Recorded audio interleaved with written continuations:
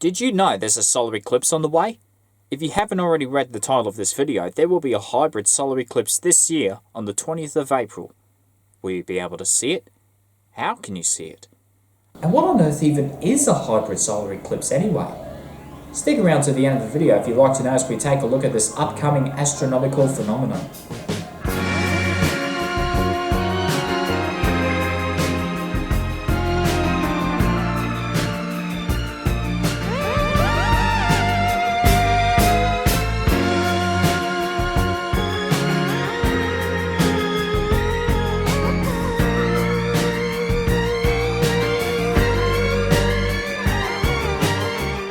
My name is Matthew Mills, and today we'll be learning about this upcoming hybrid solar eclipse.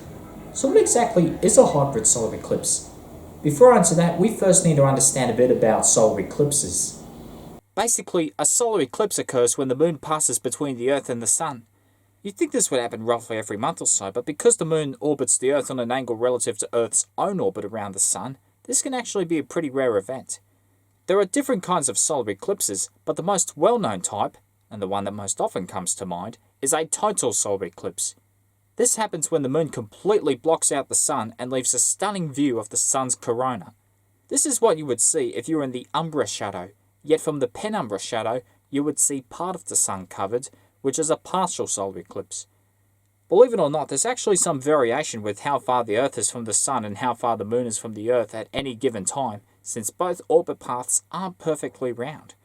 A total solar eclipse may be possible if the moon's closer to Earth and all the Earth's closer to the sun than usual. But what about the opposite? What happens if an eclipse occurs but the Earth's further from the sun and all the moon's further from the Earth than usual? In that case, the umbra shadow would cancel out before it reaches Earth and would instead form an antumbra shadow. That is an annular solar eclipse, where from the ground the moon would be in front of the sun but wouldn't appear large enough to completely block it out, instead leaving what you might call a ring of fire. Okay, so if the moon's closer to the Earth and all the Earth's closer to the sun, then we get a total eclipse. But if the moon's further from the Earth and all the Earth's further from the sun, then we get an annular eclipse. Pretty straightforward so far. But what if a solar eclipse occurs when those distances are around the middle? Then what happens? Do we get a total eclipse or an annular eclipse? Why not both? You see, in that situation, the only thing that can determine what kind of eclipse would hit the ground is the distance of the Earth's surface from the sun. So the part of Earth that's closer to the sun would get a total eclipse, while parts that are further away would get an annular eclipse. So as the moon's shadow hits Earth, an annular eclipse is visible, but as the shadow moves further east, it evolves into a total eclipse before changing back into an annular eclipse further on. That is a hybrid solar eclipse. Now, no two hybrid solar eclipses are the same. Sometimes the event is mainly an annular eclipse, with the total eclipse only being visible from a small part of the eclipse path. But in this case, this is mostly a total solar eclipse event, where a total eclipse can be seen from most of the eclipse path. Now for this eclipse, the annular eclipse sections are both confined to a remote ocean and won't be seen by anyone, unless you happen to be Xavier Dubier or one of the few ticket holders to his charter flight over the Indian Ocean that day. In that case, good for you. So for all intents and purposes, we will treat this as a total solar eclipse event, as only a total eclipse would make landfall. So where will this eclipse be seen from anyway? Let's take a look at this animation of the moon's shadow as it scans across the Earth. The largest shadow is the penumbra shadow, where again, a partial eclipse is visible, and the smaller one in the middle, which barely even looks like a small dot, is the umbra shadow, where a total eclipse can be seen.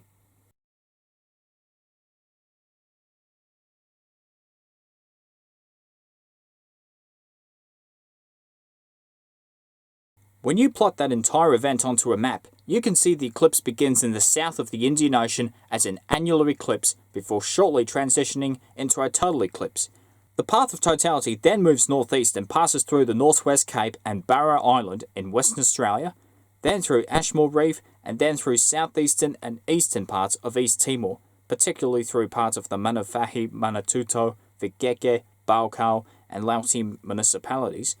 It then passes through the Indonesian provinces of Maluku, West Papua, and Papua before crossing the equator and heading east into the Pacific Ocean, just narrowly missing the Micronesian island of Koshai before the total eclipse briefly transitions back into an annular eclipse before coming to an end.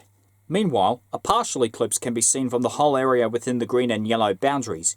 This includes the remainder of Australia, East Timor, Indonesia, with the exception of the northern part of the Aceh province in Sumatra, also including the whole of Brunei, the Federated States of Micronesia, Fiji, Malaysia, the Marshall Islands, Nauru, Palau, Papua New Guinea, the Philippines, Samoa, Singapore, the Solomon Islands, Taiwan, Tonga, Tuvalu, Vanuatu, the US Overseas Territories of American Samoa, Baker Island, Guam, Howland Island, Johnston Atoll, Midway Atoll, North Mariana Islands and Wake Island, and the French territories of New Caledonia, Reunion, Wallis and Futuna, and parts of the French southern and Antarctic lands, particularly the Crozet Islands, Kerguelen Islands, and the St. Paul and Amsterdam Islands, also including parts of Cambodia, China, including Hong Kong and Macau, Japan, Kiribati, Laos, Mauritius, Thailand, Vietnam, New Zealand, including Niue, Tokelau, and parts of the Cook Islands,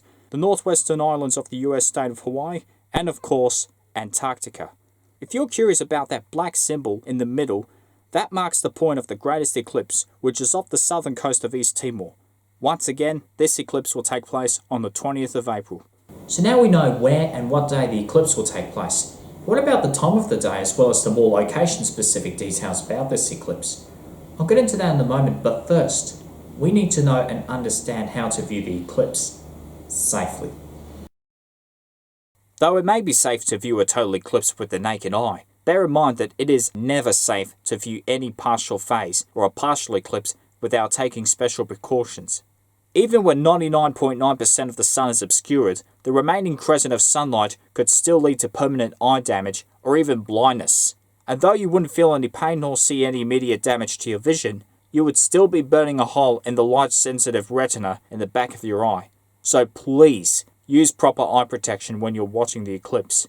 This does not include the use of sunglasses, 3D glasses, binoculars, exposed film, X-ray images, smoked glass, aluminium foil, CDs, computer discs, telescopes, cameras, mobile phones, or welding goggles rated below 14.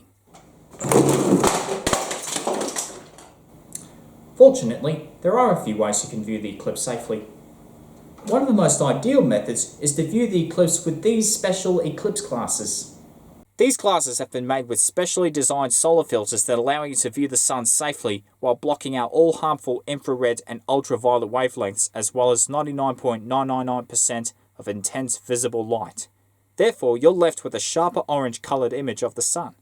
This is a great technique to use when it comes to viewing the eclipse directly, so long as the lenses are neither damaged nor dirty. Eclipse shields do the same job, though the main difference is that you'd have to hold them over your eyes. I prefer the eclipse glasses since they're more practical. Another way you can view the eclipse safely is with a pair of welding goggles, but only if it has been rated 14 or darker. Sure, that might seem pretty dark, but anything lighter won't be enough to give your eyes proper protection when you're looking at the sun. However, do not attempt to use them to look through a telescope or a pair of binoculars, as the magnifying optics will focus the full power of the sun onto the welding filter, which could crack and shatter from the intense heat within minutes. If you are going to use binoculars or a telescope to get a closer look at the eclipse, then I'd recommend using these special solar filters, which are designed to be attached to the end of your telescope or binoculars. They can also be attached to your camera for taking photos or videos of the eclipse. Just remember to remove it during totality. So there you have the methods for directly viewing the partial eclipse, but believe it or not, you can also view the eclipse via projection. One example is by creating what's known as a pinhole camera. To create a pinhole camera, you need 2 pieces of thin cardboard or stiff white sheets of paper and a pin. Punch a small clean pinhole in the center of one piece and let the sunlight fall through that hole onto the second piece. As a result, you should have an inverted projection of the sun itself. To make the image larger, move the screen farther from the pinhole, and to make it brighter, move it closer. Don't make the pinhole wide or you'll have a shaft of sunlight instead. Remember to do this with your back to the sun and keep the 2 pieces about a meter from each other as the sunlight passes over your shoulder, through the pinhole and onto the screen. Do not look through the pinhole at the sun. A similar technique can be used with a pair of binoculars or a mounted telescope, as they can also project the sun's image onto a piece of white card, or you could just use them to project the sun onto a wall. But make sure that neither you nor anyone else attempts to use these instruments for direct viewing, so it's best to keep an eye on your device in case anyone tries. But it doesn't stop there. You can also use other everyday items such as a colander to create not just one, but many pinhole cameras at the same time. If that isn't enough, check out the shadows being cast by the trees, as all the tiny gaps between the leaves can also act as individual pinhole cameras, which then casts hundreds of crescent-shaped images of the sun onto the world below.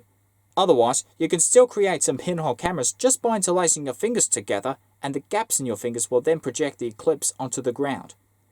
So there you have all the basic methods you can use for safely viewing an eclipse. For those of you keen on viewing the eclipse with these eclipse glasses, there should be a few links in the description below where you can purchase your eclipse glasses or any related paraphernalia after the video. So now we know where and what day the eclipse will take place and how to safely view it. If you do plan to see the total eclipse, here's some of the towns within the path of totality along with the times the eclipse will take place. Note that the time of day and duration of totality may vary from place to place. All times are listed in local time. For those viewing the eclipse in Exmouth, Western Australia, the first partial phase will begin at 10:04 am in the morning, totality will begin at 11:29 am and will last for 53 seconds before finishing 11:30, then the second partial phase will end at 1:02 pm in the afternoon. For those viewing the eclipse in Vigeke in East Timor, the first partial phase will begin at 11:44 am, totality will begin at 1:18 pm and will last for 1 minute and 7 seconds before finishing at 1:20. Then the second partial phase will end at 2:54 pm. For those viewing the eclipse in Los Palos, the first partial phase will begin at 11:46 am, totality will begin at 1:21 pm and will last for 1 minute and 8 seconds before finishing at 1:22. Then the second partial phase will end at 2:56 pm. For those viewing the eclipse in Biak City in Indonesia, the first partial phase will begin at 12:20 pm, totality will begin at 1:56 pm and will last for 1 minute and 1 second before finishing at 1:57, then the second partial phase will end at 3:26. But if you aren't able to make it into the path of totality, you might still be able to witness a partial eclipse in your area. Before I get into the partial eclipse forecast for each city, I should warn you this part of the video may go on for a while. So if you see your home country on this list, then I recommend fast forwarding the video to the adjacent timestamp. Because there are so many cities to go through, I'll only read out the part that mentions how much the sun will be covered at maximum eclipse, so that the video won't be too long for the YouTube algorithm. So if you do see your city, then be sure to pause the video to have a read of the eclipse times. Once your city has been covered, then you have the option to skip the rest of this section by following the yellow timestamp that will appear in the bottom right corner of the screen. If you don't see your city come up, then comment below and I'll be sure to tell you what the partial eclipse forecast is for your area. Alright, starting off with Australia. For those of you in Sydney, you will see 9.8% of the sun covered. For those of you in Newcastle, 10.3%. In Melbourne, 10.8%. Geelong, 11.1%. Brisbane, 16.1%. Cairns, 42.2%. Toowoomba, 16.74%. Townsville, 36%. Perth, 70.8%, Adelaide, 21.1%, Hobart, 5.2%, Canberra, 9.8%, Darwin, 80.7%. Meanwhile in New Zealand, in Auckland, 2% of the sun will be covered, in Hamilton, 1.4%, and Tauranga, 1.5%. On to Indonesia now, starting off with the island of Java. For those of you from Bandung, you will see 42.7% of the sun covered. For those of you from Tasikmalaya, you will see 45.4% of the sun covered. Surabaya, 57.8% of the sun covered. Malang, 59.4%. Semarang, 50.6%. Surakarta, 53.2%. Serang, 37%. Jakarta, 38.8%. Yogyakarta, 52.5%. Focusing on Sumatra now, we've got Medan at 3.3%. Bandar Lampung at 33%. Palembang at 26.3%, Pekanbaru 12.2%, Padang 12.8%, Jambi 20.8%, Batam 16.3%. Over onto Sulawesi now, we've got Makassar at 71.5%, Manado at 68.1%.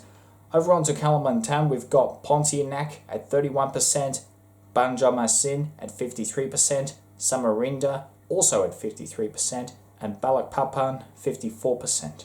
Looking at the rest of Indonesia now, Mataram 71%, Kupang 96.7%, Denpasar 68.6%, and Jayapura 88.5%.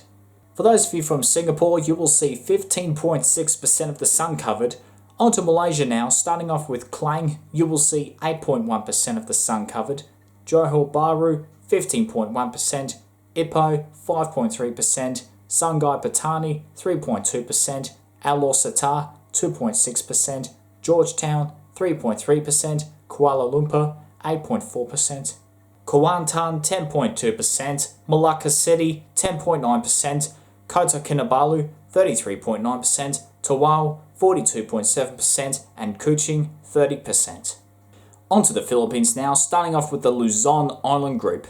For those of you from Antipolo, you will see 24.1% of the sun covered, Dasmariñas 24.3%, Calamba 25%, Lipa 25.6%, Batangas City 25.9%, San Pablo 25.6%, Lucena 26.5%, Manila 23.7%, San Jose del Monte 23.3%, Angeles City 21.7%, Tarlac City 20.8%, Cabanatuan 21.5%, Puerto Princesa 31%, Baguio 18.7%. Onto the Mindanao Island group now. We've got Davao City 53.8%, Tagum 53.2%, Cagayan de Oro 47.6%, Iligan 47.4%, General Santos 55.6%, Cotabato City 50.3%, Zamboanga City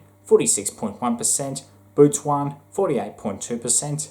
Onto the Visayas Island group now. Bacolod 37.8%, Iloilo 36.9%, and Cebu City 40.9%. For those of you from Phnom Penh, Cambodia, you will see 2.1% of the sun covered. Over to Vietnam now. For those of you from Can Tho, you will see 5% of the sun covered. Ho Chi Minh City 5.3%, Binh Hoa 5.3% as well, Vung Tau 6.5%, Bun Ma Thuot 4.7%, Quy Nhon 4.9%, Nha Trang 7%, Da Nang 1.2%. Over to Taiwan now. For those of you from Taichung, you will see 3.8% of the sun covered, Kaohsiung 5.7%, Taipei 3.2%, Taoyuan 3.1%, Tainan 5%, Hsinchu 3.1%, Chiayi 4.5%, and for those of you from Saint Denis in Reunion, you will see 4.3% of the sun covered at sunrise. Phew, that took a while to get through. Once again, if you didn't see your city come up, or perhaps you like something more location specific, then let me know in the comments and I'll get around to telling you as soon as I can. And that concludes this video. Once again, if you'd like to buy these Eclipse glasses or other related paraphernalia, then you should be able to find some store links down in the description where you can do just that. If you enjoyed or found this video to be helpful, then be sure to like and share this video so we can spread the word about this spectacular event. Thank you all for watching. I know it's been a very long time since I've last uploaded anything here, and hopefully I should see you all sooner rather than later.